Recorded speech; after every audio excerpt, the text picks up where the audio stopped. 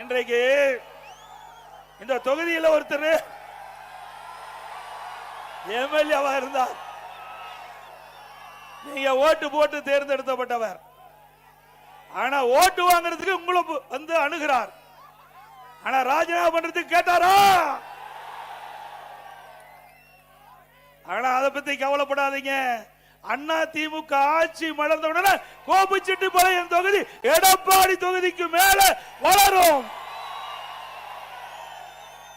தமிழகத்திலே முதன்மையான தொகுதியாக கோபிச்செட்டிப்பாளையம் தொகுதி வருவதற்கு அனைத்து நடவடிக்கை எடுக்கப்படும். உங்களுக்கு நன்றாக தெரியும், இந்த கோபிச்செட்டிப்பாளையம் சட்டமன்ற தொகுதி விவசாய பிரிவு மக்கள் நிறைந்த தொகுதி.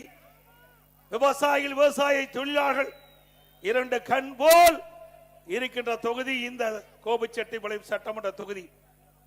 இந்த தொகுதியில் இருக்கின்ற விவசாயிகள் வளம் பெற வேண்டும் என்பதற்காக, விவசாய தொழிலாளிக்கு நிரந்தர வேலை கிடைக்க வேண்டும் என்பதற்காக நீண்ட காலமாக ஈரோடு மாவட்டம், திருப்பூர் மாவட்டம், கோவை மாவட்ட விவசாய பிரிவு மக்கள் பல ஆண்டுகளாக சுமார் 50 ஆண்டு காலம் போராடி வந்தார்கள். அந்த போராட்டத்துக்கு தீர்வு காண்கின்ற விதமாக அனைத்து இந்திய அண்ணா திராவிட முன்னேற்ற கழக அரசுகின்ற பொழுது நான் முதலமைச்சர் இருந்த காலகட்டத்தில் 50 ஆண்டு கால கோரிக்கையை உங்களுடைய கனவு திட்டமான அத்திக்கடவு அவனாசி திட்டத்தை நான் கொண்டு வந்து நிறைவேற்றிக் கொடுத்தேன்.